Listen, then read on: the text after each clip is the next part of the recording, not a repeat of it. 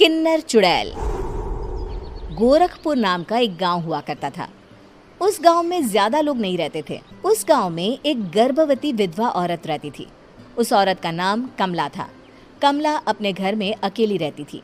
उसके पति की सारी जायदाद उसके नाम हो गई थी, पर सभी गांव वाले उस औरत को मनहूस औरत समझा करते थे और सभी उससे नफरत किया करते थे। एक बार कमला राशन की दुकान पर खाने का सामान खरीदने जाती है। भैया जी, जरा 1 किलो दाल चावल देना। अरे हाय हाय हाय हाय हाय! अरे मनहूस औरत, मेरी दुकान में अपशुगन करवाने आ गई क्या? हैं? चल जा यहाँ से। मैं कुछ नहीं देने वाला हूँ तुझे। भाग भाग यहाँ से, चल जा, निकल। भैया जी, ऐसा मत कहिए। मैं गर्भवती हूँ, मुझे खाने की बहुत जरूरत है। मुझे खाना दे दीजिए। दुकानदार कमला को वहां से धक्के मारकर भगा देता है। तभी कमला रोते रोते उस गांव के किन्नरों के इलाके में आ जाती है।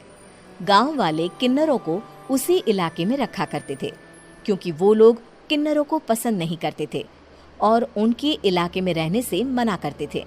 तो किन्नरों ने उसी गांव में अपना एक इलाका बना लिया था।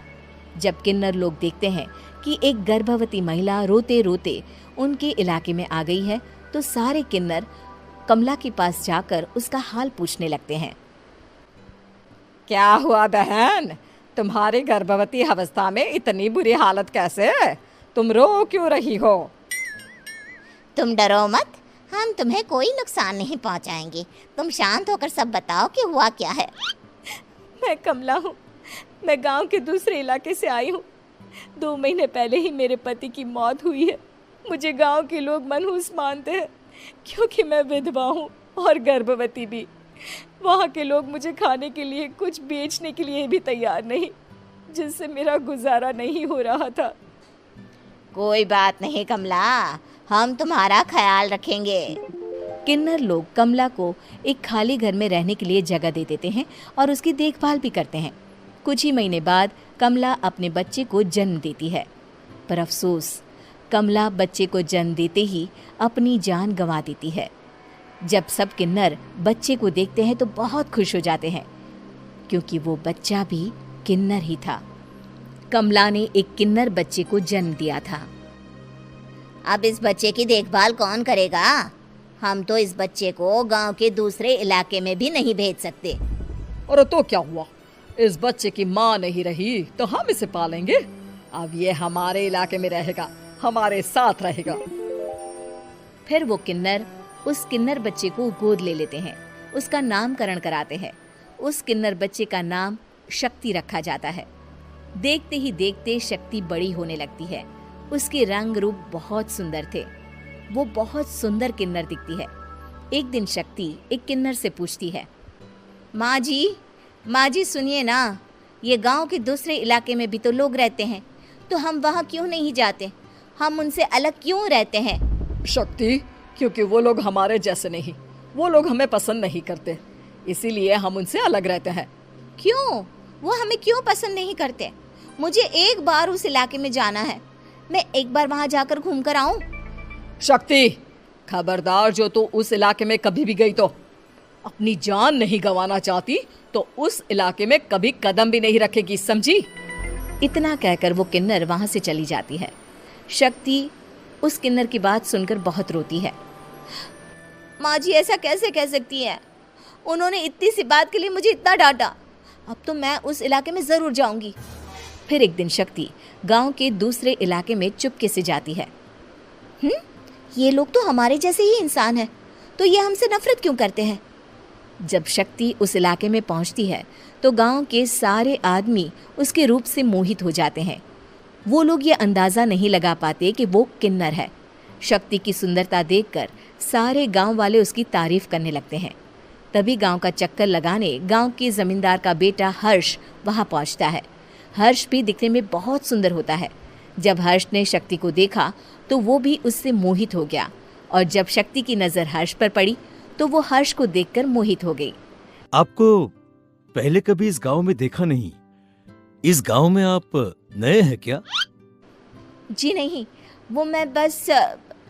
तभी शक्ति बोलते बोलते रुक जाती है और मन में सोचने लगती है, अगर मैंने इनको बता दिया कि मैं दूसरे इलाके से आई हूँ तो वो समझ जाएंगे कि मैं किन्नर हूँ, इसलिए मुझे इनसे झूठ ही बोलना पड़ेगा। शक्ति हर्ष को कहती है, जी हाँ, मैं इस गांव में नई आई हूँ, यहाँ अकेली रहती हूँ। वैसे आप कौन है? आप भी इसी गांव में रहते हैं? जी हाँ, मैं इस गांव के जमींदार का बेटा हूँ।